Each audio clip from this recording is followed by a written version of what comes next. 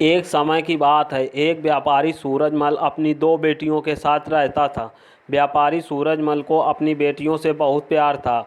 एक दिन सूरजमल को अपने किसी काम से दूसरे देश जाना था। जाने से पहले व्यापारी ने अपनी बेटियों को अपने पास बुलाया और पूछा, मेरी प्यारी बच्चियाँ, कहो मैं परदेश से तुम्हारे लिए क्या लाऊं। पहली बेटी ने सुंदर कपड़े और दूसरी बेटी ने, जिसका नाम मोहिनी था, उसने अपने पिता से कहा कि वह उसके लिए एक गुलाब का फूल ले आए।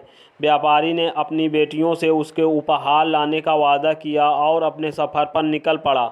अपना काम खत्म करके सूरजमल जब अपने घर की ओर चला तो वह तूफान में फंस गया और रास्ते से भटक गया। तभी अचानक उसकी नज़र एक रोशनी पर पड़ी जो दूर एक महल से आ रही थी। सूरजमल ने सोचा शायद महल में उसे रात बिताने की जगह मिल जाए, इसलिए वह उस तरफ चल पड़ा। जब व्यापारी सूरजमल महल में पहुंचा तो महल में कोई नहीं था। उसने हर तरफ देखा लेकिन उसे महल में कोई नहीं मिला। आश्चर्य की बात थी कि खाने की मेज पर कई प्रकार के स्वादिष्ट व्यंजन रखे हुए थे, परंतु उन्हें खाने वाला कोई नहीं दिख रहा था। भोजन को देखकर व्यापारी सूरजमल की भूख और बढ़ गई, इसलिए उसने भरपेट भोजन खाया और एक कमरे में मुलायम गद्दे पर सो गया। सुबह व्यापारी सूरजमल ने जब महल के बगीचे में सुंदर गुलाब देखे तो उसे मोहिनी से किया हुआ वादा याद आ गया।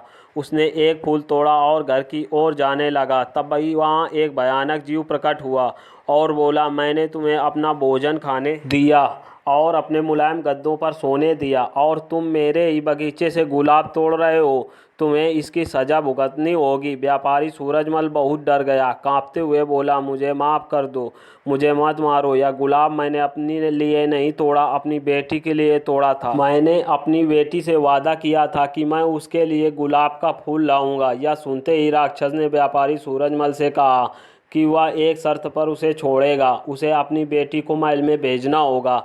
डरा और घबराया हुआ व्यापारी सूरजमल अपनी बेटी को भेजने का वादा कर वहां से चला गया। घर पहुंचकर व्यापारी ने अपनी बेटियों को सारी बात बताई और मोहिनी से माफ़ी मांगते हुए कहा, अपनी जान बचाने के लिए मुझे उस समय कुछ नहीं समझ में आया और मैं राक्षस से वादा कर आया। मुझे माफ़ कर दो मोहिनी। मोहिनी ने अपने पिता को गले लगाते हुए तसल्ली दी, मैं आपका किया हुआ वादा जरूर निभाऊंगी। मोहिनी जब महल पहुंची तो बहुत घबराई हुई थी। राक्षस का भयानक चेहरा देखकर वह बहुत डर गई, लेकिन राक्षस ने उसका खुले दिल से स्वागत किया।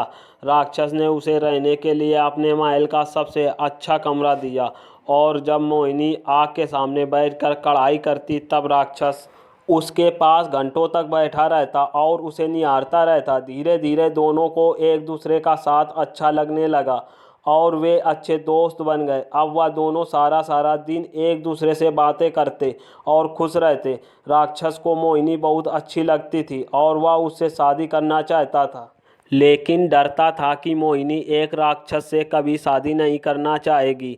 एक दिन बड़ी हिम्मत जुटाकर मोहिनी से अपने दिल की बात कहने का फैसला किया। जब वह मोहिनी के पास पहुंचा तो देखा कि मोहिनी अपने पिता को याद करके बहुत उदास है। उससे मोहिनी की उदासी देखी नहीं गई और उसने मोहिनी को एक जादुई शीशा दिया जिससे वह अपने पिता को देख सके। मोहिनी बहुत खुश हुई, लेकिन जब उसने अपने पिता को देखा तो वह बहुत बीमार थे। यह देखकर मोहिनी ने राक्षस से अपने पिता से मिलने की इच्छा जताई। राक्षस ने उसे पिता से मिलने की इजाज़त दे दी और 7 दिन में वापस आने को कहा। मोहिनी ने तय समय में आने का वादा किया और अपने घर चली गई। मोहिनी को सामने देख व्यापारी सूरजमल खुश हो गया और जैसे जैसे उसे पता चला कि राक्षस देखने में भले ही क्रूर हो, लेकिन वह दिल का बहुत ही नेक और दयालु है।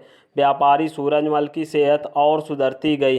परिवार से मिलने की खुशी में 7 दिन कब निकल गए मोहिनी को पता ही नहीं चला। एक दिन मोहिनी ने सपना देखा कि राक्षस बहुत ही खराब हालत में है और जल्द ही मरने वाला है। अगले ही दिन वह महल वापस आ गई और उसने पाया कि राक्षस बगीचे में बेसुध पड़ा हुआ था, जैसे वह मर चुका हो। मोहिनी उसे देखते ही रो पड़ी, तुम मुझे छोड़कर मत जाओ, मैं तुमसे बहुत प्यार करती हूँ और तुमसे शादी करना चाहती हूँ। मैं अपनी सारी ज़िंदगी तुम्हारे साथ बिताना चाहती हूँ।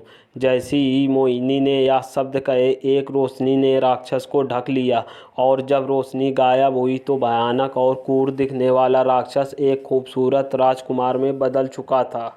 राजकुमार ने बताया कि एक दुष्ट जादूगरनी ने उसे एक राक्षस बना दिया था और सच्चे प्यार से ही उस जादू को तोड़ा जा सकता था। बहुत समय से राजकुमार उस लड़की को ढूंढ रहा था जो उससे उस रूप में प्यार करे जिससे सब डरते थे, जो उसकी सूरत से नहीं बल्कि उसके गुणों को चाहे। आखिरकार राजकुमार को उसका सच्चा प्यार मिल गया और वह अब बहुत खुश था। जल्द ही मोहिनी और राजकुमार की